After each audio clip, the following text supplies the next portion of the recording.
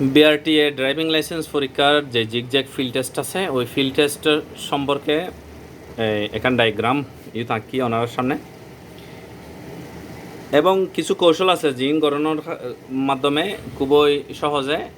প্রথম চান্সেই কি গড়ন যেতে পারে এই সফলভাবে এই জিগজ্যাগ টেস্টটি দিয়ে লন যেতে পারে পাস গড়িয়ে লন যেতে পারে চলন ওনারা দেখাই। প্রথমত এটা 3 পার্কিং আছে, প্রথম ইবে 2 3 পার্কিং আছে এবং প্রত্যেক পার্কিংত দৈর্ঘ্য এবং প্রস্থ হতে গাড়ির দৈর্ঘ্য প্রস্থর 1.5 গুণ, গাড়ির দৈর্ঘ্য প্রস্থর 1.5 গুণ, অর্থাৎ গাড়ির পরিমাপ করিয়ে এবার বানান যায়। এই সার্গো হাড়ি সোজা ইবে ইবে ইবে ইবে একেবারে সোজা এবং প্রথম হাড়ি কেতুনতি এই ডানে গাড়ির প্রস্থ 1.5 গুণ, দ্বিতীয় হাড়ি ইকে, তৃতীয় হাড়ি ইকে, চতুর্থ হাড়ি ইকে, এভাবে এই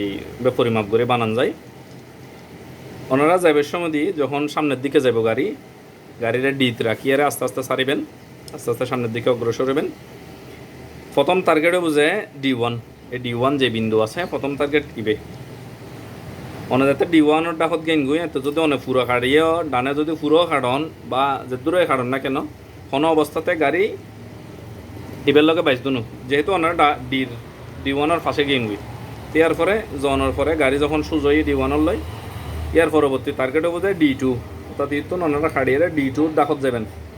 D2 যাতে সমান হই এত ওনার টার্গেটে বোঝায় D3 সমান যাতে গেইন ইতো ওনারা টার্গেটে বোঝায় D4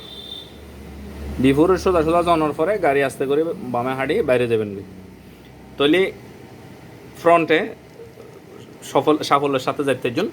এরপরে আইবেন রিভার্স, পিছনের দিকে যেতে আইবেন এত বুঝে এবার বিপরীত যেভাবে টার্গেট করেছিলেন ইয়ার বিপরীত তো টার্গেট হবো, অর্থাৎ R1 এই রিভার্স 1 এবার ডাকত করে আইবেন। তাইনের পরে দিয়ে গাড়িরে এভাবে বামে হাঁড়িবেন কতক্ষণ বামে হাঁটতে যতক্ষণ পর্যন্ত লুকিং গ্লাস দিয়ে R2 এবার দেখানো যায়, অর্থাৎ তারা নেক্সট টার্গেট হতে R2, তা R2 ডাকত যাবেন একেবারে ডাকত আনি এই 1 ফুট পর্যন্ত দূরত্ব রাখতারে এই ইয়ার তো বেশি না 1-1.5 ফুটের তো বেশি দূরত্ব রাখুন দেখুন তৈলে হাঁড়িয়ে ওনারা ফরাইতে নেন। R2 জনের পরে দিয়ে গাড়িরে ডানে হাঁড়ি ততক্ষণ পর্যন্ত ঘুরেবেন যতক্ষণ R3 লুকিং গ্লাস দিয়ে দেখানো যায়। R3 যাতে দেখুন এবার R3 সোজা সোজা যাবেন গুই বেড ডাকত, আবার গাড়ির বডি যখন R3 বরাবর আসি তখন আবার বামে হাঁড়িবেন কতক্ষণ যতক্ষণ পর্যন্ত R4 দেখা যায়। R4 যাতে দেখা গিয়ে